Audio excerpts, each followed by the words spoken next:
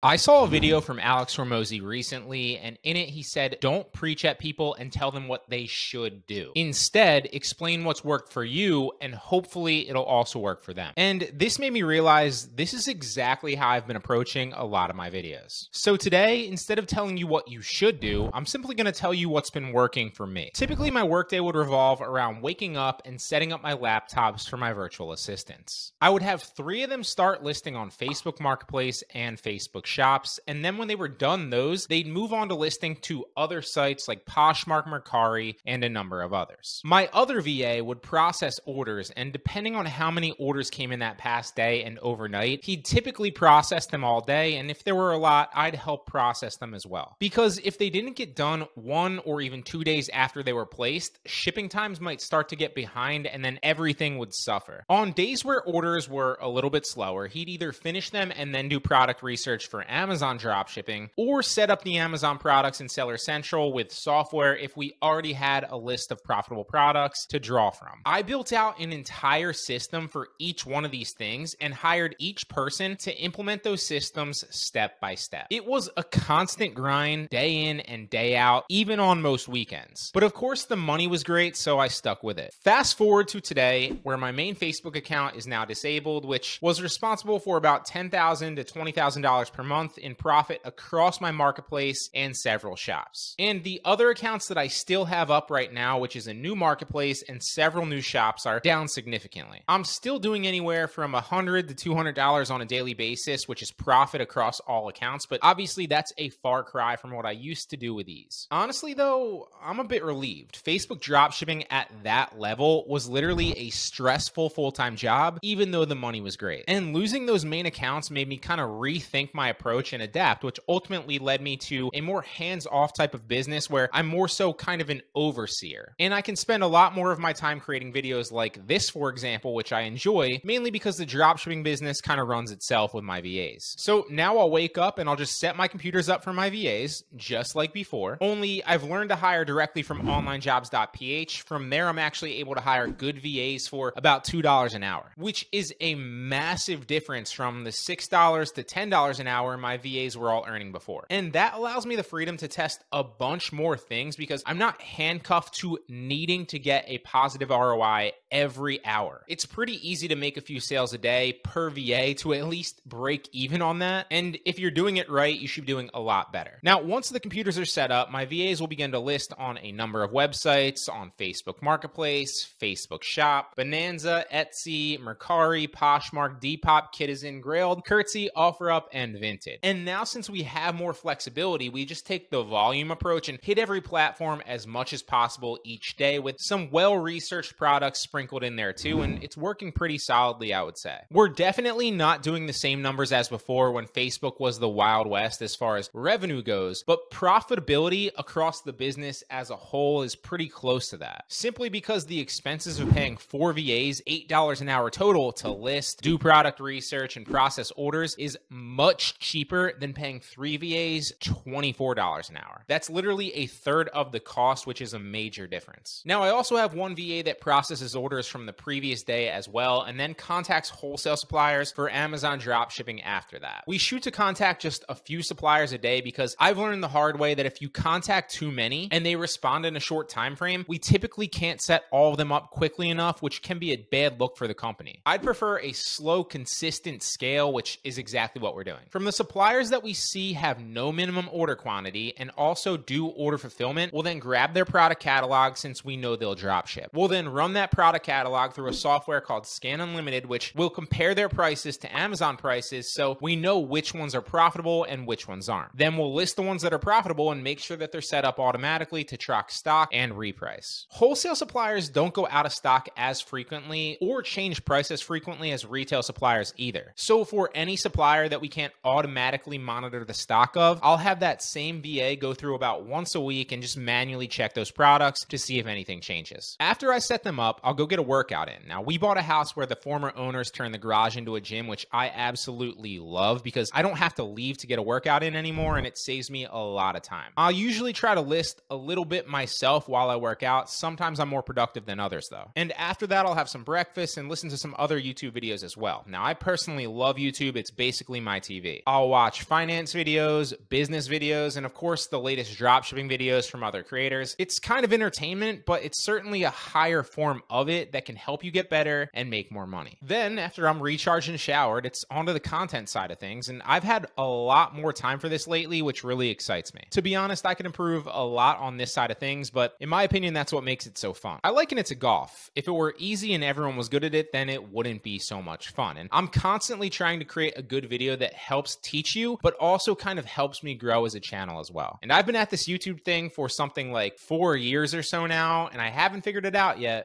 but I will. I've learned that often less is more on YouTube, and you can actually upload too much. So I usually try to only upload every few days max, which might still honestly be too much for my audience. The truth is quality is way more important than quantity on YouTube because views and growth seem to be exponential. But I genuinely enjoy creating videos that give value and getting creative in writing scripts, so whatever. When I'm done scripting a video, I'll then turn on the camera and record it via a teleprompter usually, unless I'm doing a tutorial on the computer. As I'm sure you've noticed, I'm clearly not the best at reading off the teleprompter, but I do write every single word myself, so it's all coming from me in my own voice. I just struggle to kind of read the script and act natural. When I'm done, I'll send it over to my editor, who always does a great job, and this saves me a ton of time too, so I can then focus on the next video. I used to have to edit all these videos for hours and hours after I was done recording them, which is another reason that we can pump out a lot more of them now. After that, I'll move on to product research for Etsy dropshipping. For Etsy, I'll simply find the stores that are already selling well and then send their best designs to my graphic designer. He'll then put his own spin on them and recreate them extremely similarly, just slightly different with one or two things changed. Every few days or so, I'll also send him past YouTube thumbnails to improve. Now, we've gone through both this channel and the second channel and redone